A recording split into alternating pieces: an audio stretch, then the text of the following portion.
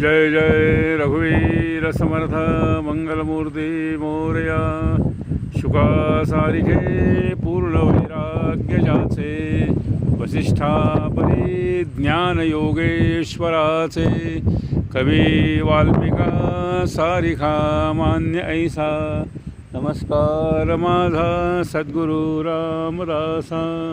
जय जय रघुवीर समर्थ, अविनाश हे नाम कल्याण जाचे।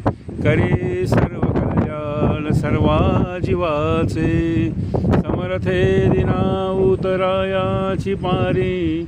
असे ठेवली मूर्ती कल्याणकारी। जय जय रघुवीर समर्थ, सद्गुरु समर्थ रामदास स्वामी महाराज की जय। महारुद्र हनुमान की जय। योगीराज श्री कल्याण स्वामी महाराज की जय।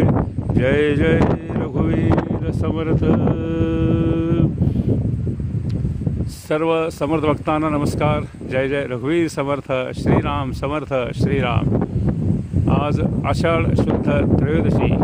समर्थ संप्रदायामध्ये या तिथीला समर्थांचे पट्टशिष्य, समर्थांची कृपा प्राप्त असणारे योगीराज श्री कल्याण स्वामी यांची आज पुण्यतिथी। त्याचा हा पर्वकाळ आषाढ शुद्ध त्रयोदशी। समर्थांच्या चरणी लहानपणीच लागलेले आणि समर्थांची खूप सेवा करून कृपा प्राप्त केलेले असे हे योगीराज कल्याण स्वामी, त्यांची आज पुण्यतिथी। कल्याण स्वामींच्या अनेक परीक्षा समर्थांनी घेतल्या, सगळ्यामध्ये कल्याण स्वामी उत्तीर्ण होत गेले। अंतिम क्षणी समर्थांनी सर्व शिष्यांच्याबरोबर योगीराज कल्याण स्वामींची पण परीक्षा घेतली। ती क्षेत्र सज्जनगड या ठिकाणी। सज्जनगडावर आपण जे हे पाहत आहोत याचं नाव आहे ब्रह्मपिसा स्मारक असं नाव आहे। या ब्रह्मपिसाला स्मारकाला जे नाव दिलं, इथेच समर्थांनी कल्याण स्वामींची परीक्षा घेतली। थोडक्यामध्ये इथली कथा आपण ऐकूया आणि आजची ही पुण्यतिथी पर्वकाळ संपन्न करून कृपा प्राप्त करूया। काय घडलं असेल सज्जन हो? तर सज्जनगडावर समर्थ राहत असताना, सज्जनगडावर समर्थांचा निवास इसवी सन 1676 ते 82 या कालावधीमध्ये होता।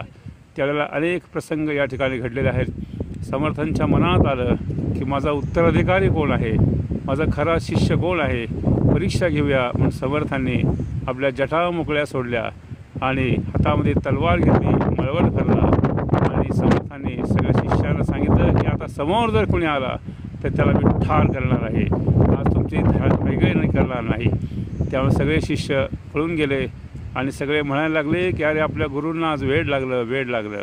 आणि ही बातमी योगीराज कल्याण स्वामींना समजली। त्यावेळेस ते डोमगाव परांडा भागात होते आणि कल्याण स्वामींना जेव्हा ही बातमी कळली की आपल्या गुरूंना वेड लागले असं हे म्हणतायत आपले गुरुबंधू, आणि कल्याण स्वामी धावत आले आणि या सज्जनगडावर शेजघरामध्ये बघितलं तर शेजघरात समर्थ नव्हते। आणि त्या ठिकाणी मग कल्याण स्वामी धावत सज्जनगडाच्या या बाजूला आले आणि इथली कथा आता ऐकूया। समर्थांचं कल्याणावर विशेष प्रेम होतं, हे काही शिष्यांना रुचत नव्हतं हे लक्षात येतं। सज्जन हो, सर्व शिष्यांच्या निष्ठेची परीक्षा घ्यावी म्हणून समर्थांनी एक दिवस वेड्याचं सोंग घेतलं, सर्वांगाला शेंदूर फासला, जटा विस्कटल्या, हातात तलवार घेऊन गरगरा फिरवत आरडाओरडा करू लागले। समर्थांना नेमकं काय झालं हे जाणून घेण्यासाठी काही शिष्य त्यांच्या जवळ गेले। तेव्हा समर्थ ओरडून म्हणाले, खबरदार, कुणी माझ्या जवळ याल तर या तलवारीने आज ठार करेल। तलवारीच्या धाकाने कुणी समर्थांच्या जवळ जाण्याचं धाडस करीना। त्याचवेळी उरबडी नदीच्या पाण्याचे हंडे घेऊन कल्याण मठात आले। समर्थ मठात नाहीत हे पाहून कल्याणांना आश्चर्य वाटलं।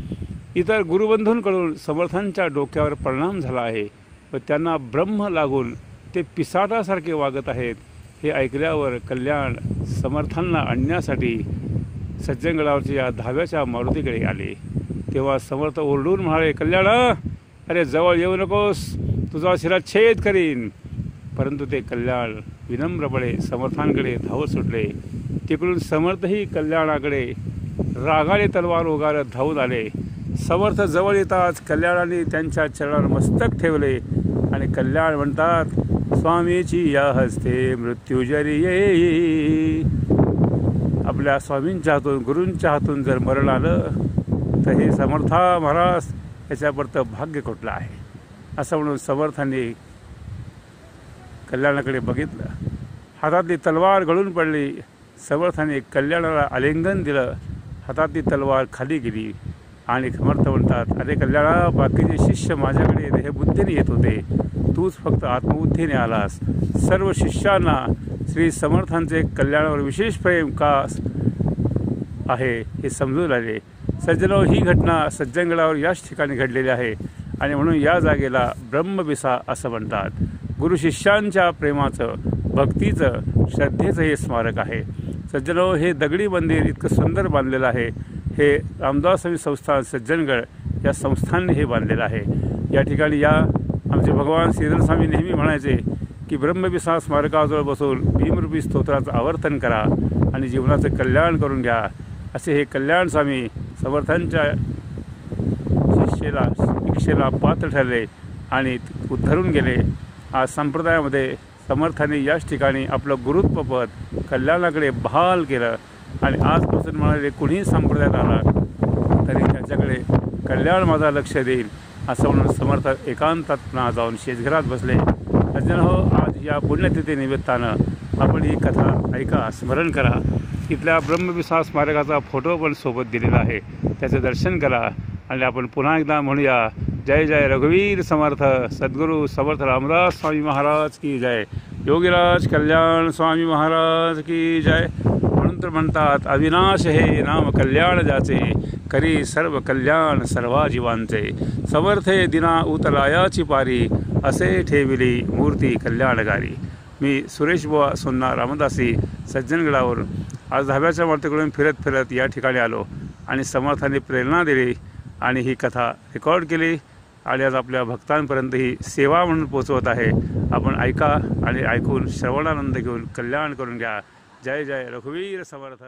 श्रीराम समर्थ. श्रीराम.